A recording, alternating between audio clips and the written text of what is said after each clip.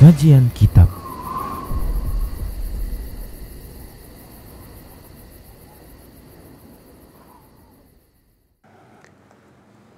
Assalamualaikum warahmatullahi wabarakatuh.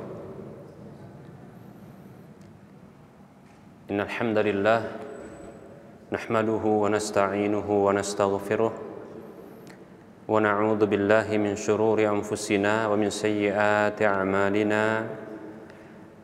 May yahdihillahu fala mudilla lahu wa may yudlilhu fala hadiyalah. Wa asyhadu an la ilaha illallah wahdahu la syarika lah wa asyhadu anna Muhammadan abduhu wa rasuluhu sallallahu alaihi wasallam. Qala Allah tabaraka wa ta'ala, ya ayyuhalladzina amanu taqullaha haqqa tuqatih wa la tamutunna illa wa antum muslimun. Ya ayyuhan nasu taqu rabbakumul ladzi khalaqakum min nafsin wahidah wa khalaqa minha zawjaha wa bassa minhuma rijalan katsiran wa nisaa'a. Wattaqullaha alladzi tasaaluna bihi wal arham innallaha kana 'alaikum raqiba. Ya ayyuhalladzina amanu taqullaha wa qulu qawlan sadida yuslih lakum a'malakum wa yaghfir lakum dhunubakum wa may yuti'illaha wa rasulahu faqad faza fawzan 'azima. Amma ba'd, fa inna asdaqal hadithi kitabullah wa khairal huda huda Rasulillah sallallahu alaihi wasallam. Syarrul umuri muhdatsatuha wa kullu muhdatsatin bid'ah wa kullu bid'atin dhalalah wa kullu dhalalatin finnar. Alhamdulillah, segala puji hanya untuk Allah tabaraka wa ta'ala yang senantiasa memberikan nikmat dan kebaikan kepada kita, yang nikmat-nikmatnya tak pernah putus-putusnya kepada para hamba, yang bila disyukuri nikmatnya maka Allah akan menambahkan nikmat-nikmat itu di waktu berikutnya. Allah tabaraka wa ta'ala berfirman, a'udzu billahi minasyaitonir rajim, wa may yaqtarif hasanatan nazid lahu fiha husna. Siapa saja yang berbuat kebaikan dalam rangka bersyukur kepada Allah, maka kami, kata Allah, tambahkan untuk dia pada kebaikan yang ada kebaikan yang lainnya. Dan Allah tabaraka wa ta'ala berfirman, a'udzu billahi minasyaitonir rajim, la in syakartum la azidannakum wa la in kafartum inna 'adzabi lasyadid. Sungguh bila kalian bersyukur aku akan tambahkan kepada kalian, namun sungguh bila kalian kufur sesungguhnya azabku sangat pedih. Salawat dan salam tak lupa kita ucapkan untuk Nabi kita tercinta, Nabi Muhammad sallallahu alaihi wasallam, yang kita berharap agar Allah Subhanahu wa ta'ala menjadikan kita sebagai umatnya yang diakui oleh Rasulullah sallallahu alaihi wasallam di dunia dan di akhirat. Dengan kesungguhan kita merealisasikan petunjuk-petunjuk dan bimbingan beliau dalam kehidupan kita. Semoga Allah Subhanahu wa ta'ala memasukkan kita ke dalam surga tanpa hisab dan tanpa azab. Amin ya rabbal alamin.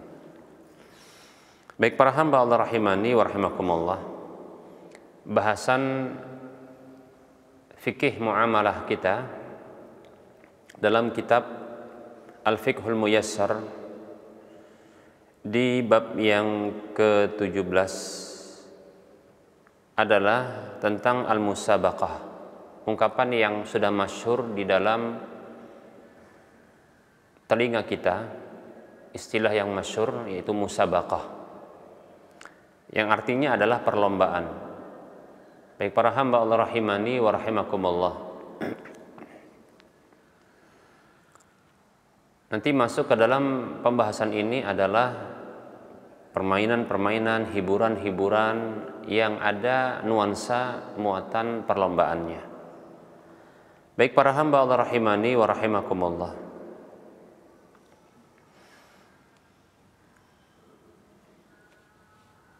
perlombaan secara bahasa dari kata al-musabaqah, dari sabaqa yusabiqu musabaqatan sibaqan, yaitu saling mendahului, saling mengungguli, demikian ya, agar menjadi unggul dan menang.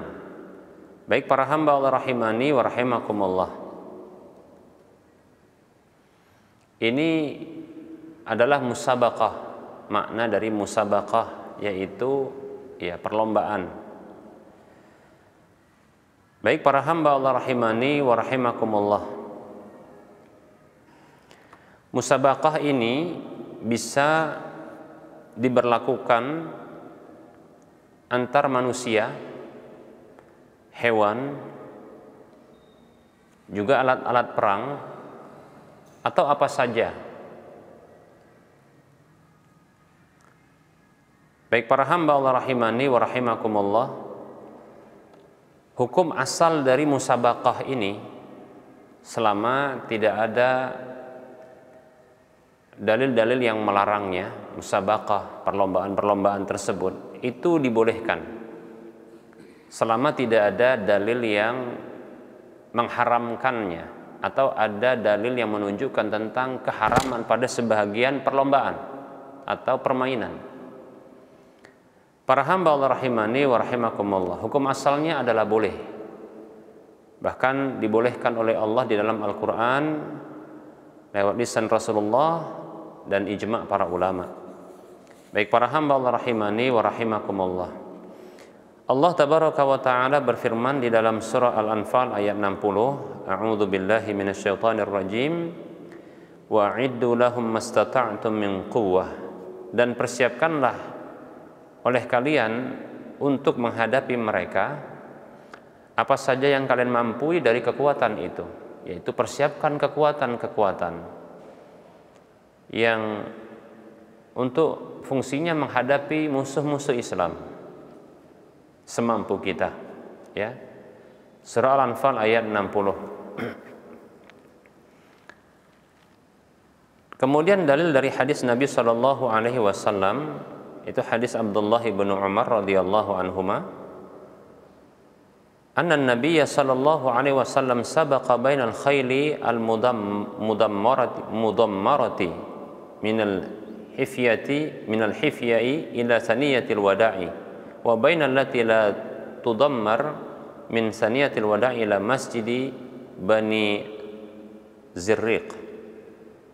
Hadis ini hadis yang dikeluarkan oleh Imam Al-Bukhari dan Imam Muslim, bahwa Nabi Shallallahu Alaihi Wasallam, kata Abdullah bin Umar, pernah melakukan perlombaan di antara kuda yang digemukkan untuk dipersiapkan perang dari arah Hifya ke Saniyatil Wada, dan mengadakan perlombaan antara kuda yang tidak dipersiapkan untuk perang, ya, dari arah Saniyatul Wada ke Masjid Bani Zirriq. Demikian. Baik para hamba Allah rahimani wa rahmakumullah, kemudian ada hadis Nabi sallallahu alaihi wasallam juga yang lain yang mengatakan, beliau bersabda, la sabaqa illa fi khuffin aw nasrin aw hafirin. Hadisnya diriwayatkan oleh Imam Abu Daud, An-Nasa'i, Tirmidzi dengan derajat yang hasan, disahihkan oleh Syekh Al-Albani rahimahullahu taala dalam Irwaul Ghalil. Kata Nabi sallallahu alaihi wasallam yang artinya tidak ada hadiah perlombaan kecuali pada perlombaan khuf. Khuf ini maksudnya adalah unta. Kemudian nasl. Nasl ini maksudnya adalah panah yang ada benda tajamnya di depannya. Kemudian hafir atau hafirin atau hafir maksudnya adalah kuda. Baik para hamba Allah rahimani wa rahmakumullah, ini menunjukkan hukum asal dari dibolehkannya perlombaan. Para hamba Allah rahimani wa rahimakumullah, Namun perlu kita ketahui, ada perlombaan atau permainan yang memang dilarang secara asal, ya. Baik itu ada hadiah ataupun tidak ada hadiah. Apa itu? Kita akan sebutkan dua hal saja.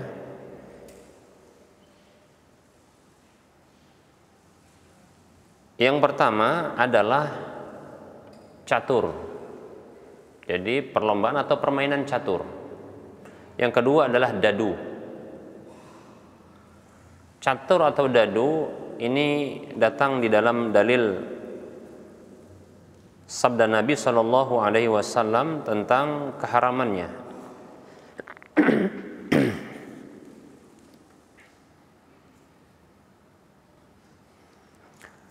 Dalam hadis yang diriwayatkan oleh Imam Abu Daud di dalam kitab Sunannya di nomor urut hadis 4938 dan disahihkan oleh Syekh Al-Albani rahimahullahu taala dalam kitab Sahih Abu Daud di nomor urut hadis 4129 dari Abu Musa Al-Asy'ari radhiyallahu anhu anna Rasulullah sallallahu alaihi wasallam qala, bahwasanya Rasulullah sallallahu alaihi wasallam beliau bersabda, man la'iba bin nardi faqad asallah wa rasulah. Nabi sallallahu alaihi wasallam bersabda yang artinya siapa saja yang bermain dadu, siapa saja yang bermain dadu, maka sungguh dia telah durhaka kepada Allah dan Rasul-Nya.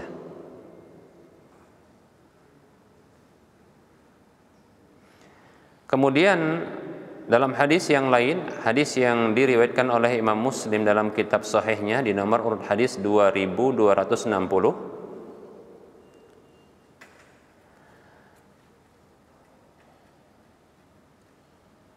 bahwa Nabi Shallallahu Alaihi Wasallam dia bersabda, man la'iba bin nardashir faka'annama sabagha yadahu fi lahmi khinziri wa damihi. Kata Nabi Shallallahu Alaihi Wasallam, siapa saja bermain dadu, bermain dadu, maka seolah-olah dia telah memasukkan tangannya ke dalam daging hewan babi dan darahnya. Abdullah bin Umar radhiyallahu anhuma pernah ditanya tentang syatranj. Syatranj ini adalah catur. Faqala, beliau mengatakan, hiya syarrun minan nardi. Catur itu lebih buruk ketimbang dadu. Catur itu lebih buruk ketimbang dadu. Demikian.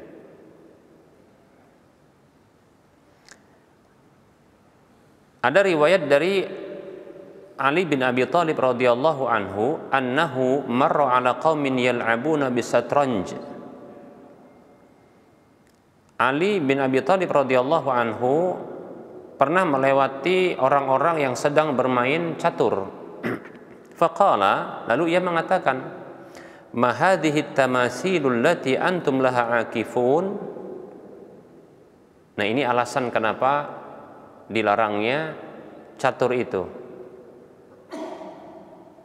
Berhala-berhala apakah ini yang kalian ini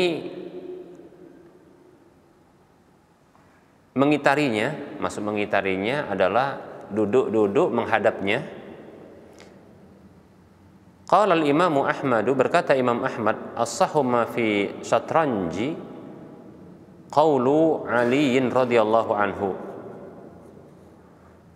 Sesuatu yang paling sahih tentang hukum atau alasan yang paling sahih, yang paling benar tentang catur itu adalah perkataan Ali bin Abi Thalib, bahwasanya dilarangnya alasannya karena dia berhala. Ya, berhala. Ya. Baik para hamba Allah rahimani wa rahimakumullah. Al-Imam An-Nawawi rahimahullahu taala, ulama kita yang bermadzhab Syafi'i, beliau mengatakan, wa hadzal haditsu hujjatun lisy-Syafi'i wal jumhuri fi tahrimil la'bi bin nardi. Hadis ini adalah hujjah bagi Imam Asy-Syafi'i dan jumhur tentang pengharaman bermain dadu.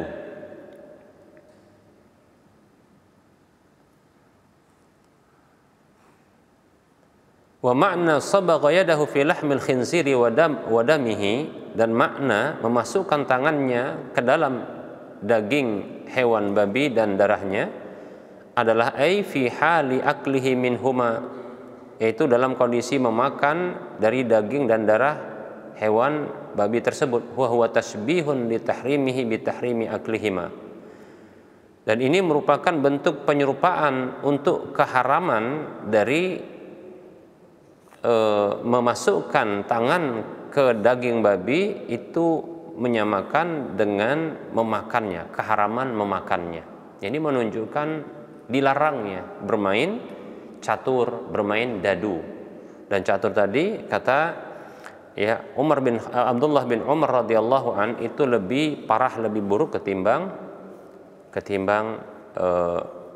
bermain dadu.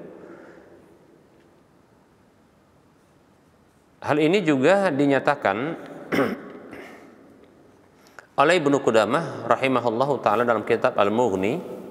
Jadi beberapa madhab seperti madhab Syafi'i tadi dari Imam An-Nawawi, demikian pula madhab Hambali yang dinyatakan oleh Ibnu Qudamah. Beliau mengatakan wa amma syatranj fahuwa kannardi fit tahrim. Adapun catur maka dia seperti dadu di dalam keharamannya, demikian. Ibnu Qayyim Al-Jauzi rahimahullahu taala mengatakan di dalam kitab Al-Furusiyah di halaman 303, 305, 311, nah ini di penggal-penggal ya. Beliau mengatakan, kita nukilkan sedikit, bahwa mafsadatus satranji a'dhamu min mafsadatin nardi. Kerusakan bermain catur itu lebih parah ketimbang kerusakan bermain dadu. Wa kullu ma yadullu ala tahrimin nardi fadilalatuhu ala tahrimi syatranji bi tariqi aula. Setiap apa yang menunjukkan kepada pengharaman dadu, maka dalil itu menunjukkan kepada pengharaman bermain catur itu dari sisi ya qiyas aulawi, lebih utama, demikian. Wa hadha qaulu Malikin wa ashabihi wa Abi Hanifah wa ashabihi wa Ahmad wa ashabihi wa qauli jumhurit tabi'in. Ini adalah pendapat Imam Malik dan murid-muridnya, serta Imam Abu Hanifah dan murid-muridnya, juga Imam Ahmad ya dan murid-muridnya. Ini adalah pendapat jumhur tabi'in. Ini juga tadi sudah kita sebutkan bahwasanya ya Imam An-Nawawi juga mengharamkannya ya. Baik para hamba Allah rahimani wa rahimakumullah.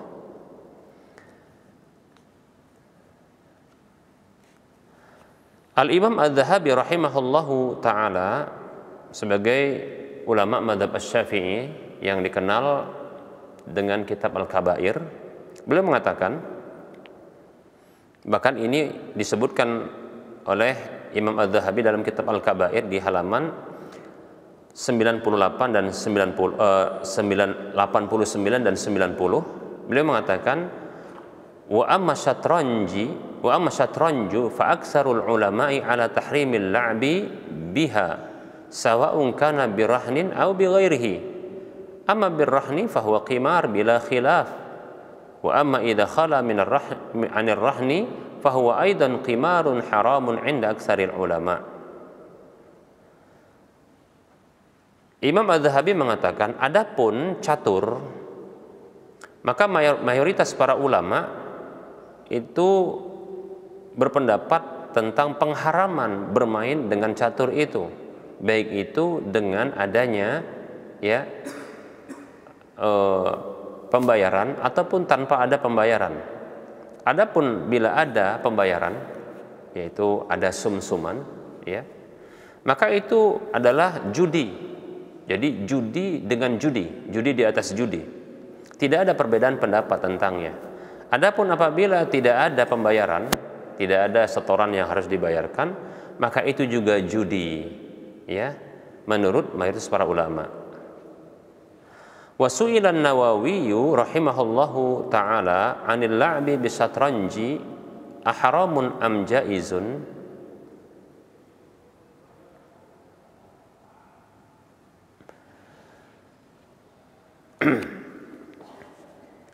Imam An-Nawawi pernah ditanya rahimahullahu ta'ala tentang bermain catur. Apakah itu haram? Apakah itu boleh?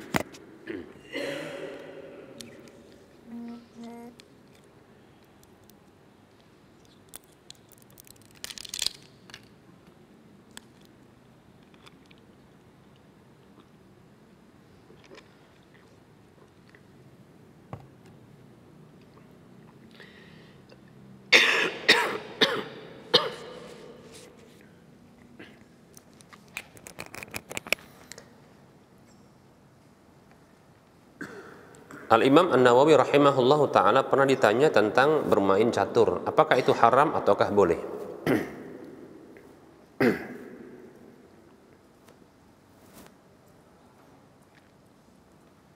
Fa'ajaba rahimahullahu ta'ala, maka beliau rahimahullahu ta'ala menjawab,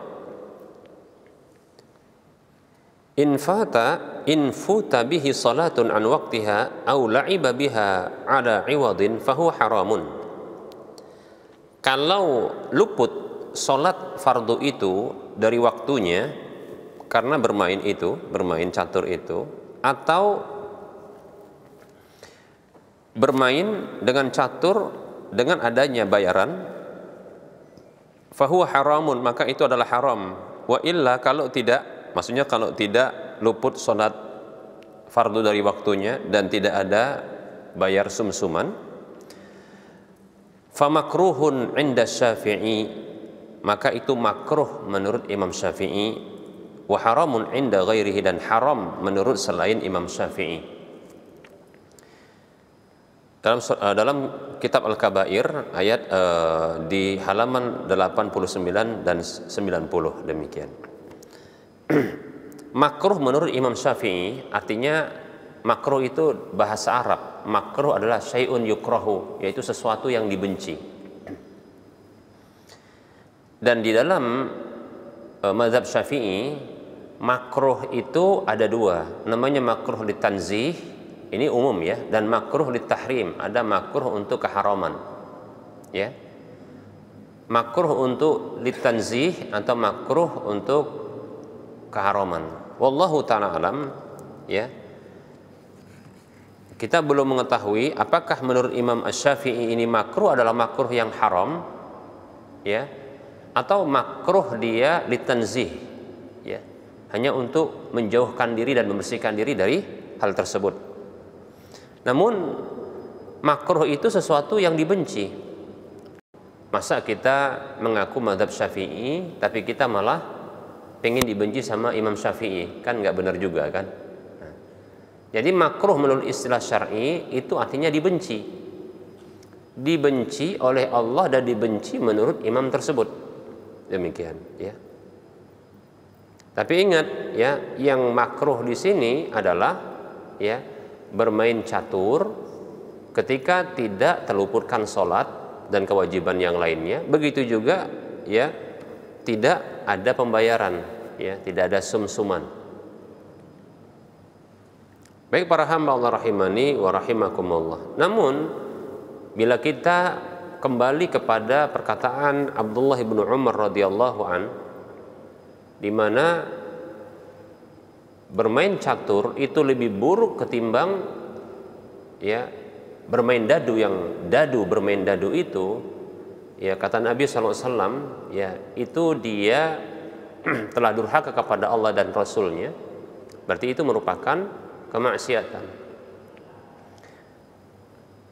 ya. Maka ini bermain catur tentunya adalah lebih utama untuk dilarang, wallahu ta'ala a'lam. Baik para hamba Allah rahimani wa rahimakumullah.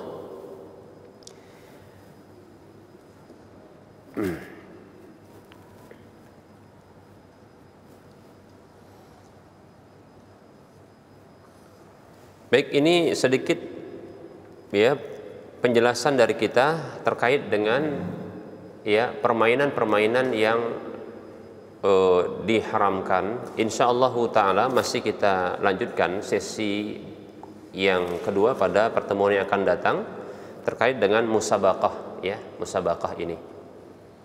Kita hanya menyebutkan, ya, hukum asal terlebih dahulu tentang apa?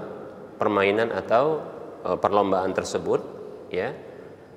Kemudian kita menyebutkan perlombaan atau permainan yang memang yang datang dalil tentang keharamannya atau datang riwayat-riwayat, ya, dari dalil hadis, ya, ataupun dari pernyataan para sahabat tentang keharamannya, ya. Baik para hamba Allah rahimani wa rahimakumullah. Kita cukupkan untuk penyampaian materi. Insyaallah taala kita akan lanjutkan pada pertemuan akan datang, masih bahasan tentang, ya, musabaqah ini, ya, perlombaan ini. Jadi hukum-hukum yang terkait dengan musabaqah ini belum kita bahas secara rinci, ya, belum. Hanya saja kita baru menyebutkan terkait dengan apa? Hukum asal, definisi hukum asal dari perlombaannya, kemudian perlombaan atau permainan yang memang datang dalil tentang keharamannya, ya. Dan dua tadi sudah kita sebutkan, yaitu bermain catur, ya, bermain catur dan bermain dadu, demikian. Dan ini banyak, ya, diperlombakan, betul tidak, ya? Nah, ini bentuk, ya, perlombaan juga. Oleh karenanya ini kita bahas. Baik para hamba Allah rahimani rahimakumullah, sampai menjelang salat asar kita buka sesi soal jawab. Dipersilakan.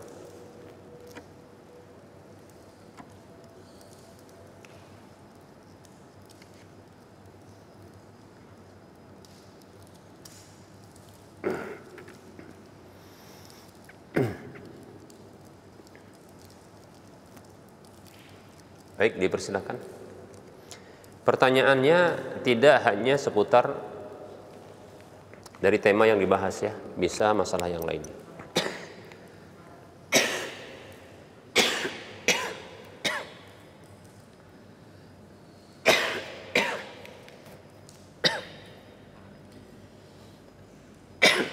Baik, silakan.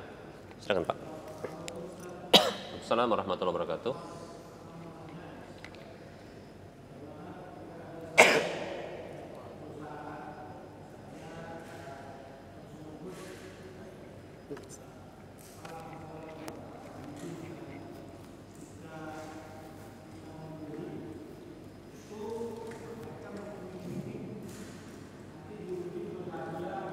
Umroh itu kira-kira gimana hukumnya, Ustaz? Maaf Pak, boleh diulangi Pak, tadi kurang jelas Pak. Pertanyaannya, ketika ada satu perusahaan, misalnya perusahaan consumer good, jual pasta gigi misalnya, Ustaz. Ketika dia menjual produknya, dia mempromosikan mendapatkan kemudian berhadiah umroh. Itu menurut Ustaz kira-kira gimana hukumnya? Itu satu, Ustaz. Afwan, ini agak sedikit menyimpang dari topik. Bagaimana seorang muslim yang kerja di bank syariah? Itu pertanyaan Ustaz. Terima kasih. Assalamualaikum warahmatullahi wabarakatuh. Waalaikumsalam warahmatullahi wabarakatuh. sebuah perusahaan yang dalam penjualannya memberikan iming-iming kepada para pembeli, Pak ya, konsumen, ya, untuk berangkat umroh. Ya, tadi contohkan seperti mungkin perusahaan pasta gigi. Baik para hamba Allah rahimani wa rahimakumullah. Hukum asal memberikan hadiah kepada konsumen itu boleh-boleh saja. Ya. Jadi produsen barang, ya, selama produknya adalah produk yang halal, ya Pak ya, dan hadiahnya juga halal, maka dibolehkan bagi produsen untuk ya memberikan iming-iming ya hadiah kepada calon-calon pembeli. Ya kita katakan memang produsen pasta gigi dan barang-barang ini memanglah dibutuhkan, ya. Maka insya Allah Ta'ala hukum asalnya boleh, ya, boleh. Jadi pihak produsen boleh dia untuk melariskan barangnya, ya, dengan cara dia mengiming-imingi hadiah. Demikian. Apakah ini tidak termasuk dengan judi, di mana membeli barang tersebut, ya, itu sebagai bentuk sumsumannya? Maka kita katakan, ya, tentu tidak, karena memang barang itu adalah barang yang dibutuhkan dan uang tersebut adalah uang yang memang ditujukan untuk membeli barang. Dan kalaupun seandainya tidak ada iming-iming hadiah tersebut, tentunya harga barang pun sama, ya kan? Hanya saja dia ingin melariskan, biasanya ingin melariskan dengan cara diberi hadiah begitu.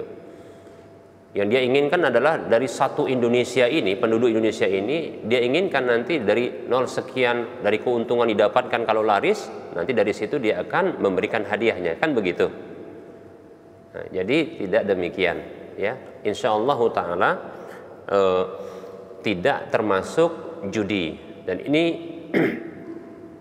sebagaimana yang difatwakan oleh para ulama, ya, diantaranya Majma' Fiqih Al-Islami, itu hukum asalnya boleh. Hukum asalnya boleh bagi produsen barang, pemilik barang, dia memberikan hadiah, ya, untuk melariskan dagangannya, itu dibolehkan, ya, dan itu tidak termasuk judi insyaallah Ta'ala, dan tidak ada pelanggaran yang lain. Demikian. Hanya saja mungkin perilaku dari konsumennya yang barangkali nanti bisa jatuh kepada judi. Perilaku konsumennya, bagaimana perilaku konsumennya? Contohnya begini, sebenarnya bukan konsumen, ya, mungkin di pemasarannya, dalam pemasarannya, yang dia contohnya ada kupon yang dibagikan. Nah, apabila konsumen membeli barang tersebut untuk mendapatkan kupon, ya, apabila konsumen tersebut membeli barang dengan menumpuk barang agar dia mendapatkan kupon atau dia mendapatkan hadiah-hadiah yang potensi untuk bisa dia dapatkan hadiah yang besar tadi, maka yang seperti ini, perilaku konsumen ini disebutkan oleh contohnya Syekh Muhammad bin Shalih Al-Utsaimin rahimahullah ta'ala. Beliau mengatakan yang seperti ini termasuk judi. Perilaku konsumen, perilaku yang berlaku pada konsumen, yang dia contoh membeli barang sementara barang itu tidak dibutuhkan oleh dia, ya, membeli barang sementara barang itu tidak dibutuhkan. Baik itu barang itu memang asalnya nggak dibutuhkan, atau hanya sebahagian barang yang dibutuhkan, sisanya yang dibeli banyak itu untuk mendapatkan hadiah. Maka di sini, ya, ketika dia membeli yang banyak itu, ya, perilaku konsumen seperti ini, dia jatuh kepada tindakan judi, ya. Tapi kalau dia memberi barang karena kebutuhan, maka insya Allah Ta'ala yang seperti ini dibolehkan. Dan contoh ketika dia beli barang, contoh ya, ada beberapa produk, kalau dia pas tagikan banyak, ya ada merek-mereknya. Mungkin yang merek Islami, seperti contohnya apa? Siwak ya Pak ya, biasa gitu ya, siwak. Nah, contohnya perusahaan siwak yaitu menyediakan hadiah umroh, sementara yang lain tidak. Lalu seseorang dia ingin membeli pasta gigi, dilihat ternyata pasta gigi tertentu kalau dia beli di situ ada potensi untuk dia peluang untuk bisa dapat hadiah. Maka karena kebutuhan dia terhadap barang, boleh dia beli, walaupun ya di situ ada hadiahnya. Atas dasar kebutuhan dia, maka boleh dia membelinya.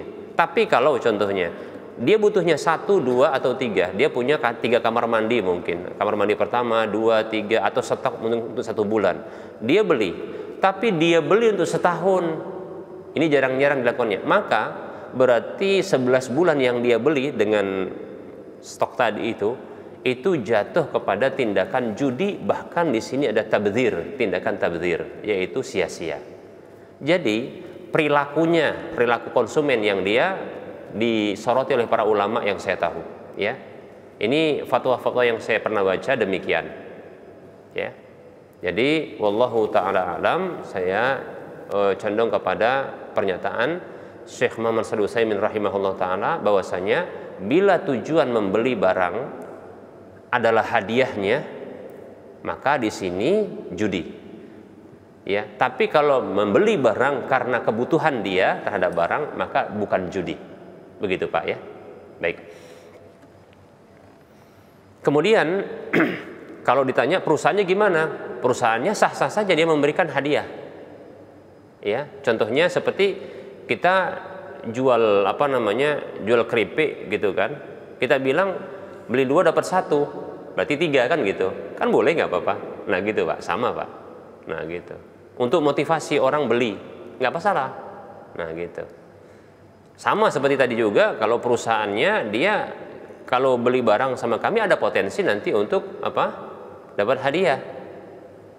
Loh Ustaz, bedanya kan itu pasti dapat, ini nggak dapat. Ya kan sama juga, itu hadiah juga. Nah gitu, hadiah. Jadi hukum asalnya boleh. Yang penting nanti perilakunya ini yang harus ditata, ya, perilaku konsumennya. Baik para hamba Allah rahimani rahimakumullah. Kemudian tadi pertanyaan yang kedua terkait dengan hukum bekerja di perbankan syariah Pak ya. Para penggiat ya perbankan syariah,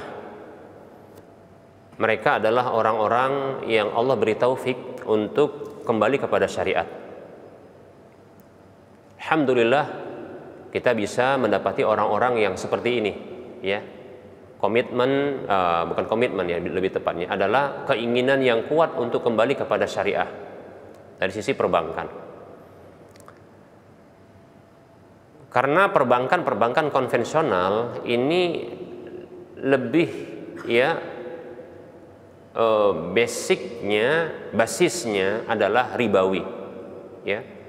Ketika dia menggelontorkan uang, perbankan ribawi, perbankan konvensional, pasti skema akadnya adalah dia ingin aman, ya kan? Aman. Dan lalu dia inginkan nanti kembali dengan dengan pertambahan bunganya. Begitu juga dia motivasi orang untuk menitipkan hartanya atau uangnya kepada dia. Dia pun janjikan ya untuk ada tambahan demikian, ya, agar ada perputaran terus, ada yang masuk, nanti ada juga yang digelontorkan dananya, begitu seterusnya untuk kehidupan perbankan konvensional. Nah, para penggiat ya perbankan syariah, mereka sebenarnya ingin ya keluar dari pelanggaran syariah, bukan hanya riba, bahkan kezaliman, gharar, doror, ya, sampai horor, ya. menakutkan gitu ya. Tapi nah ini yang kita dapatkan ya. Tapi kita tetap saja menilai dari semangat yang kuat. Dan mudah-mudahan ya ungkapan yang terakhir ini jadi motivasi bagi para penggiat itu ya. Mereka dengan semangat yang kuat dan niat yang baik ya, semangat yang kuat dan niat yang baik, semangat yang kuat, didapatkan masih ada kekurangan-kekurangan di dalam praktek. Nah ini yang kita dapatkan dalam prakteknya ya. Ya kita tidak tahu apa sebabnya. Yang bisa kita prediksi adalah seperti kekhawatiran kalah bersaing dengan perbankan konvensional, itu juga mungkin. Yang sampai ada sebahagian dari ya produk-produk dari perbankan syariah ini ternyata dia mirip dengan perbankan konvensional, itu pula. Nah, tapi insya Allah Ta'ala jika mereka memang berkomitmen kuat untuk kembali kepada syariah sesuai dengan namanya perbankan syariah, yaitu syariah itu maksudnya ajaran Allah dan Rasulnya, maka insya Allah Ta'ala bisa kita bantu untuk bimbing. Dan alhamdulillah ya ada teman-teman kita yang di berbagai daerah wilayah yang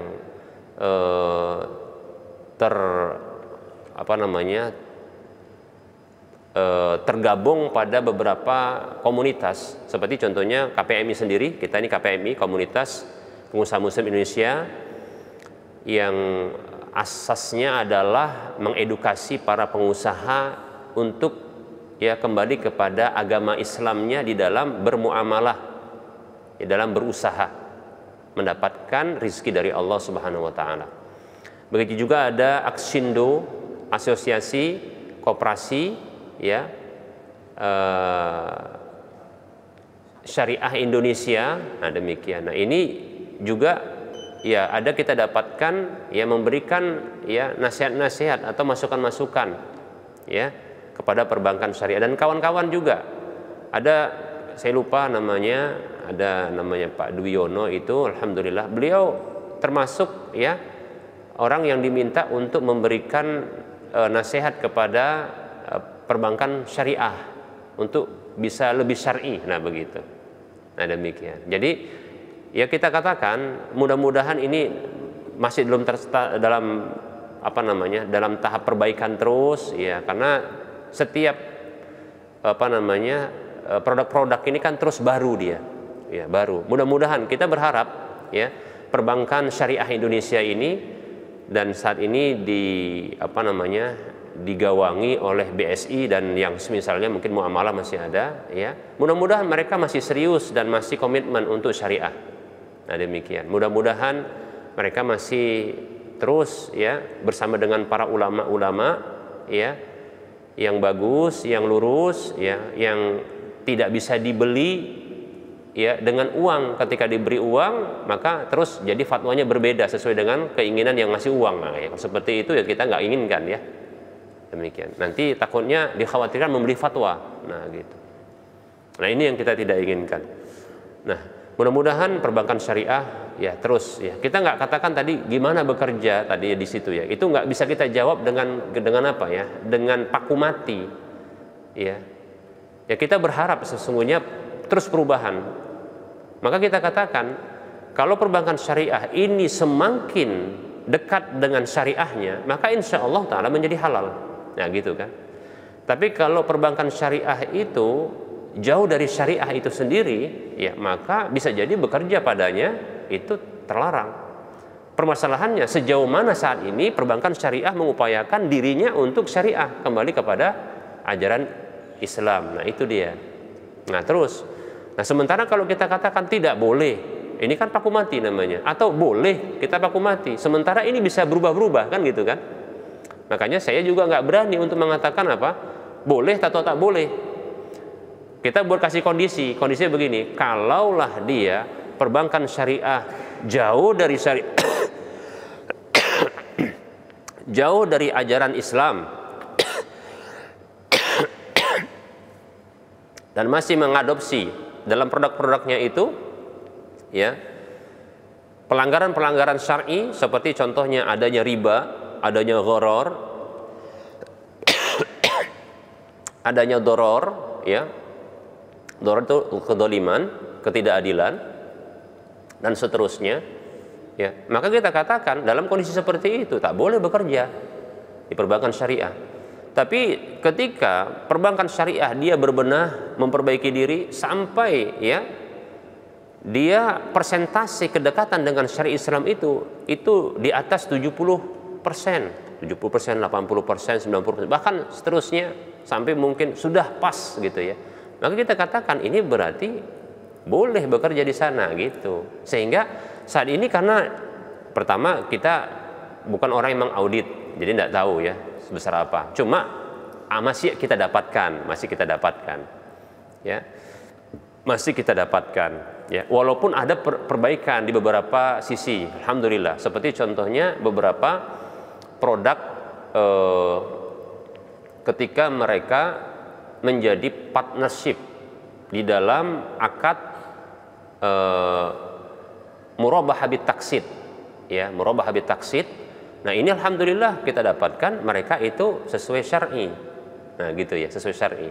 Di mana mereka ketika menggelontorkan dananya mereka siap untuk rugi. Tapi waktunya memang sedikit, nggak panjang dia. Nah, tapi mending, nah, karena siap untuk rugi. Jadi kata Nabi SAW, la yahillu ribahu, atau kita katakan hadis yang lebih lengkap, ya, haramun shifu malam yutman. Haram itu, ya, keuntungan usaha yang tidak ditanggung kerugiannya. Jadi kebalikannya, kalau dia siap ditanggung kerugiannya, maka jadi halal dia. Dan ternyata alhamdulillah sebagian perbankan syariah, kalau dulu BNI syariah ada, sekarang kan BSI, ya, itu alhamdulillah kita dapatkan ada begitu. Demikian, begitu Pak, ya. Nah, seperti itu. Jadi saya tidak berani paku mati Pak, karena ini sesuatu yang dia bisa bergerak gitu ya, bisa dia terus, ya, bisa maju mundur. Nah, seperti itu. Jadi saya sebutkan dengan bentuk kondisi sesuai dengan hukumnya, sesuai dengan kondisinya. Wallahu ta'ala alam. Silakan. Assalamualaikum warahmatullahi wabarakatuh. Waalaikumsalam warahmatullahi wabarakatuh. Berkaitan dengan bank-bank syariah ataupun bank konvensional, Ustaz, saya ada mau bertanya tentang, ya mungkin ditanya boleh juga, tentang apa hukumnya kita menyimpan uang di bank yang konvensional. Karena saya ada beberapa kali cek dan bertanya sama bank-bank syariah ini. Kalau saya perhatikan, hampir nggak ada beda juga dengan bank konvensional. Mereka itu cuma ada ijab kabul aja, tapi tetap juga dipatokkan setiap orang minjem itu harus mewajibkan membayar bagi hasil, walaupun belum tentu untung dia. Dan seharusnya kan untung sama rugi sama kan. Bagaimana? Karena hampir sama dengan bunga ditentukan nilainya. Itu kan sesuatu tanda-tanda yang kalau menurut saya sih, sering saya tanya sama orang bank syariah, di mana tak syariah di Indonesia? Nah, jadi kita selaku orang yang membutuhkan pelayanan bank, kayak kita ini kan pengusaha-pengusaha ini kan memang nggak bisa hidup berusahain apa bank itu, nggak bisa, bukan hanya kita pinjam uang, tapi justru untuk pertama transaksi simpan uang, tujuan itu simpan uang, transaksi seperti kayak M-banking, kirim-kirim gaji, pembayaran segala macam. Jadi kita nggak bisa lepas dari perbankan ini. Jadi saya mau tanya sama Ustaz, dalam keadaan begini apa hukumnya? Apakah kita berdosa atau bagaimana itu? Dan bagaimana nyikapinya? Baik. Syukran, jazakumullah khairan atas pertanyaannya. Barakallahu fiik. Para ulama mereka pernah ditanya terkait dengan menyimpan, ini berarti ulama kontemporer ya, ditanya tentang menyimpan uang di perbankan konvensional, ya. Maka mereka bolehkan dengan beberapa kondisi. Pertama adalah untuk keselamatan jiwa, ya. Karena kalau simpan di rumah karena banyak, ini bisa terancam. Yang kedua adalah untuk, ya, keselamatan harta itu sendiri, ya. Maka ini dibolehkan. Kemudian sebahagian ulama juga membolehkan untuk ya menyimpan uang di perbankan walaupun konvensional, ya, itu dengan alasan kemudahan seperti tadi transfer untuk penggajian dan seterusnya, maka itu dibolehkan dengan syarat adalah tidak mengambil bunganya. Perlu diketahui bahwasanya ketika kita menyerahkan uang ke perbankan atau lembaga-lembaga keuangan, ya, yang kita ketahui bahwasanya uang kita, dana kita itu akan digunakan, maka ketahuilah akadnya sudah berubah, bukan lagi simpan, bukan lagi nitip, bukan lagi nabung bahasanya. Secara syar'i disebut dengan dia al-qard, yaitu hutang piutang. Ya, jadi para ulama mereka menyatakan bahwasanya sebuah titipan apabila diberikan izin kepada orang yang dititipi untuk menggunakan yang dititipi tersebut, barang yang dititipkan, maka berubahlah akadnya menjadi qardon, yaitu hutang piutang. Sehingga apabila disepakati adanya tambahan, ya, pada hutang tersebut, manfaat atas hutang, maka itu adalah riba. Perkataan para sahabat radhiyallahu anhum ajma'in, kullu qardin jarra manfaatan fahuwa wajhun min wujuhir riba. Setiap hutang piutang yang menarik manfaat keuntungan, maka itu adalah salah satu dari bentuk-bentuk riba. Demikian. Oleh karenanya para ulama yang membolehkan untuk menitipkan atau meletakkan uangnya atau menabung gitu, sebenarnya memberikan hutang ya kepada pihak perbankan atau lembaga keuangan ini karena alasan-alasan keselamatan jiwa, keselamatan harta, begitu juga untuk kemudahan-kemudahan, itu dipersyaratkan tidak mengambil bunganya karena itu riba kalau diambil. Jadi yang diambil pokoknya saja. Adapun bunganya tidak boleh digunakan. Begitu. Nah, kalau dalam perbankan syariah, perbankan konvensional saja dibolehkan, apalagi perbankan syariah. Memang kita dapatkan tadi memang yang sedang disebutkan terkait dengan perbankan syariah, kita bukan mau belain perbankan syariah ini ya, bukan ya. Cuma kita bela saudara kita yang punya semangat. Nah, itu dia, punya semangat yang baik, itu kita bela. Saudara kita yang punya semangat untuk baik kita bela. Adapun cara yang kurang kita perbaiki, cara yang tidak tepat kita perbaiki, selama orang tersebut mau diperbaiki. Kalau enggak ya tetap kita katakan itu salah, gitu dia, paham ya? Kalau tidak mau diperbaiki pelanggaran-pelanggarannya. Nah demikian. Ingat, saya bukan pembela perbankan syariah. Saya netral demikian ya. Kadang juga makanya saya dapatkan seperti yang sedang didapatkan juga seperti yang sang penanya bertanya, beliau mengatakan bahwasanya saya dapatkan demikian pada perbankan syariah. Betul, memang begitu. Nah seperti itu. Jadi perbankan syariah dia gunakan istilah-istilah seperti contohnya adalah yang ini kita kritisi. Seperti contohnya adalah mudorobah, ya, mudorobah. Seperti wadiah gitu ya.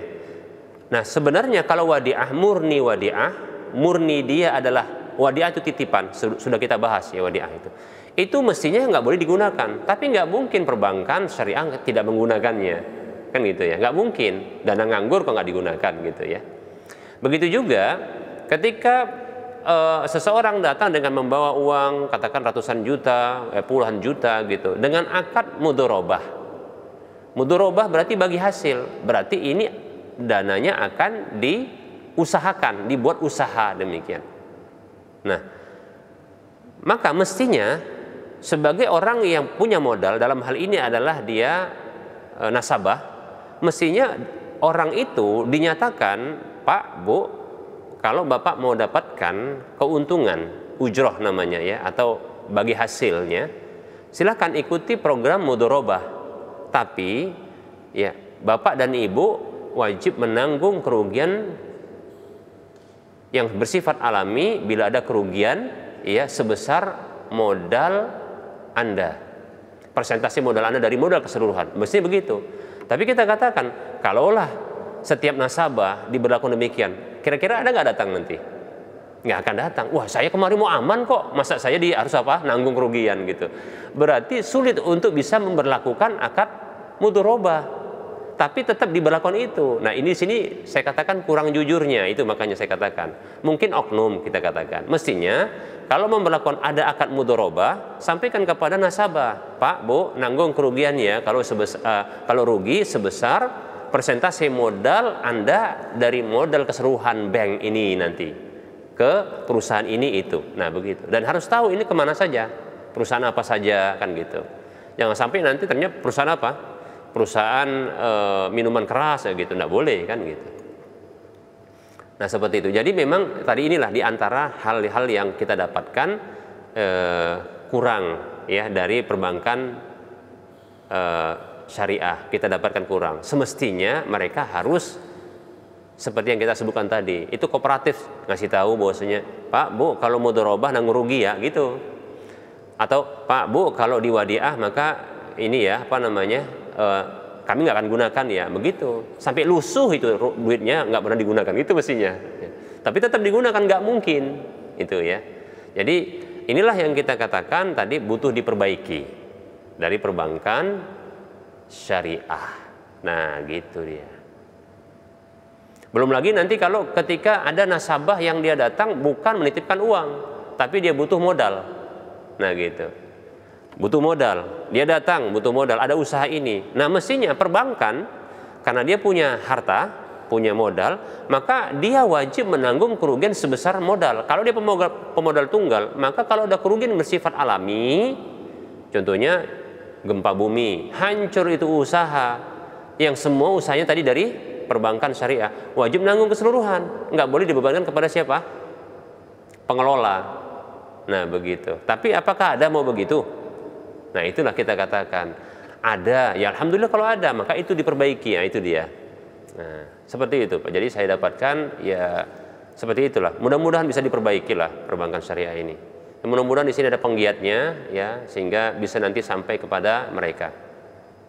Wallahu taala alam. Begitu Pak. Sudah masuk waktu asar belum? Tadi pertanyaan ada lagi Pak? Cukup? Itu Pak?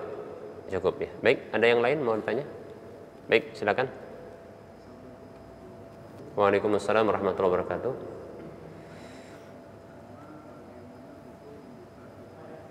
Apa itu?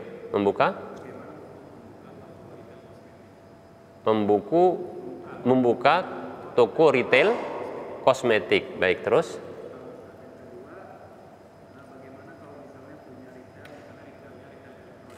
Apa itu? Retail elektronik ya.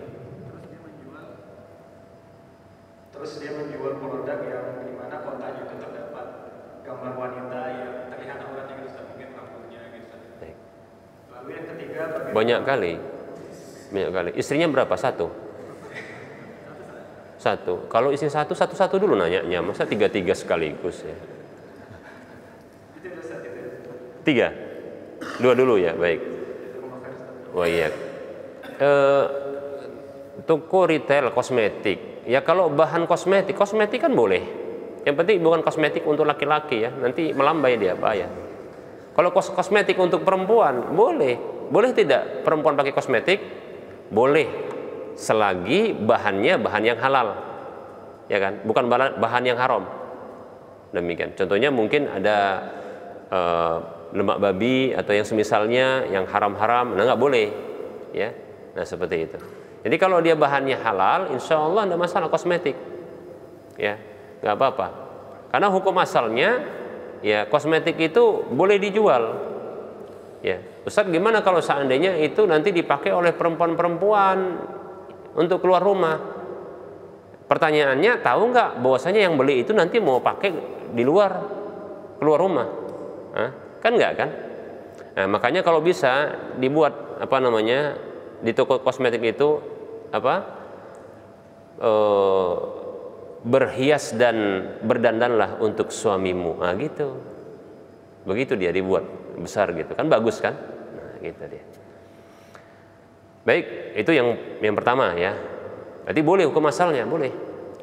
ya, selagi tidak ada campuran yang haram. Yang kedua, kalau dalam penjualannya ada contohnya melibatkan promosinya itu melibatkan apa? Perempuan-perempuan, maka cara promosi yang salah berarti. Penjualannya boleh, menjualnya boleh, caranya yang salah. Demikian. Contohnya ya yang menjualnya adalah perempuan-perempuan yang membuka aurat, ya salah berarti, ya. Atau mungkin diekspos di media sosial kan gitu. Perempuan-perempuan tersebut berarti salah, ya.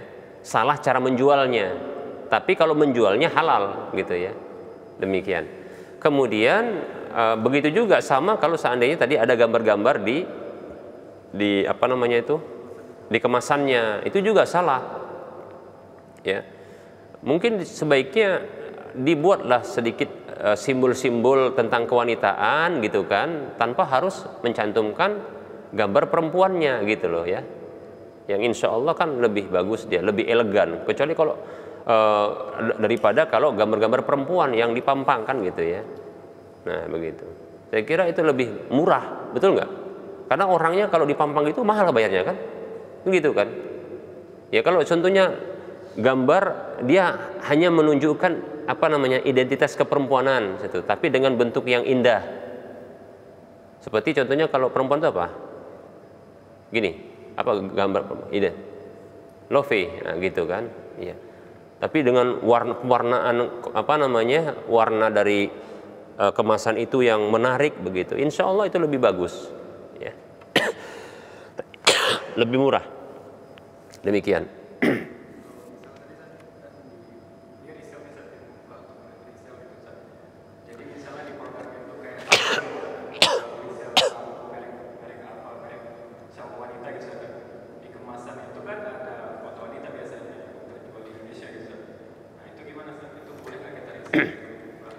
Silahkan dijual kalau bisa ditutup.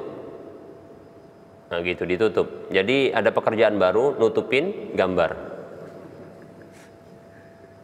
Jadi keluarkanlah budgetnya kan di situ kan. Nah gitu dia. Gitulah caranya. Ya. Boleh insya Allah. Kalau enggak gimana? Kita turut membantu kalau begitu. Kalau kita jual lalu nampak di situ gambar orang-orang, nah, maka ditutup.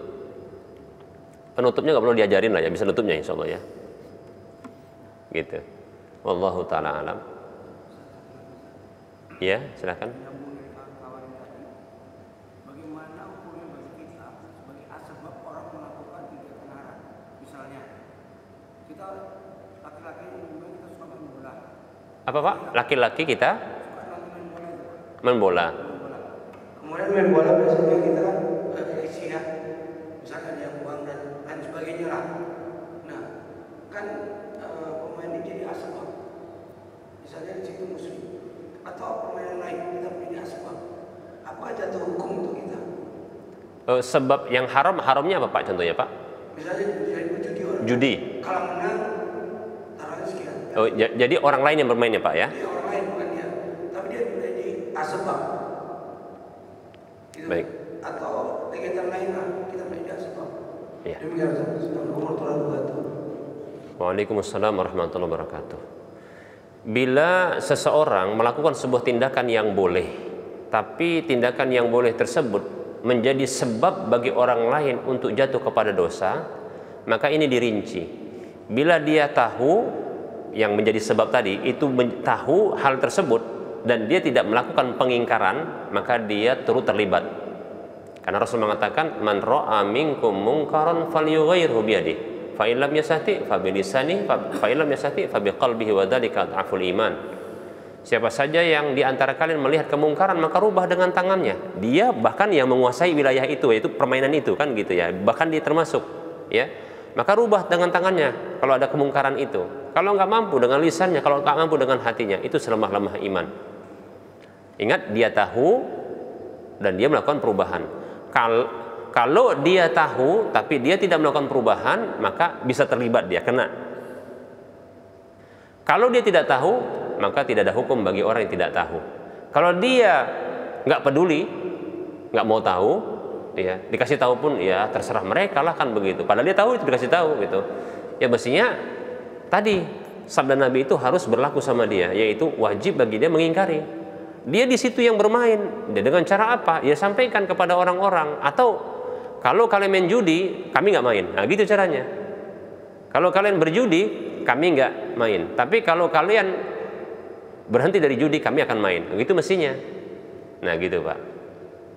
Nah, jadi itu permasalahan tahu atau tidak tahu. Kemudian dia ada kalau dia tahu, ada nggak pengingkaran? Nah seperti itu. Kalau ada pengingkaran, maka dia aman, insya Allah. Dia mengingkari. Nah seperti itu. Karena sebab dialah ya orang lain jatuh kepada dosa. Maka dia harus ingkari itu supaya orang nggak jatuh. Sebenarnya kan apa yang dilakukannya adalah apa? Perkara boleh, gitu Pak ya. Hal-hal yang boleh. Tapi sebab dia orang jatuh kepada dosa. Kalau dia tidak tahu, nggak ada dosa sama dia. Ya, innallaha tajawaza li an ummatil khata'a wa nisyana wa mastukrihu alaihi. Hadis riwayat Ibnu Majah. Sesungguhnya Allah memaafkan dari umatku apa saja kesalahan yang tidak disengaja oleh dia, berarti nggak tahu dia, atau kelupaan atau apa saja yang dipaksakan kepada mereka. Nah begitu. Tapi kalau dia tahu, nah berarti dia bisa terlibat. Nah, gimana cara supaya tidak terlibat? Maka apa? Diputuskan keterlibatan dia dengan apa? Dia larang itu. Nah gitu Pak. Dilarang itu, larang, nggak boleh. Kami buat ini bukan mau menjadikan judi ya gitu dia. Kalau kalian masih berjudi, kami berhenti main ini. Ternyata nggak bisa. Ini apa? Sistem. Ya, kalau begitu dia yang keluar dari permainan itu. Pribadi-pribadi artinya. Pribadi-pribadi yang dia keluar dari permainan tersebut supaya dia tidak terlibat. Nah begitu Pak. Wallahu ta'ala alam. Itu yang bisa saya sampaikan. Gimana Pak? Sudah. Ya baik, ada ini offside ya bukan ya? Mohon berhenti gitu ya. Baik, kita cukupkan ini saja barangkali yang bisa kita sampaikan. Mohon maaf atas segala kekurangan. Yang benar datangnya dari Allah, maka ambillah. Yang salah dan kurang itu datang dari saya pribadi, dimisikan syaitan. Kepada Allah saya mohon ampun, dan kepada yang hadir dan semua yang mendengar saya mohon maaf. Wassallallahu ala Muhammad wa ala alihi wa ashabihi ajma'in. Subhanakallahumma wa bihamdika asyhadu an la ilaha illa anta astaghfiruka wa atubu ilaika walhamdulillahi rabbil alamin. Wassalamualaikum warahmatullahi wabarakatuh.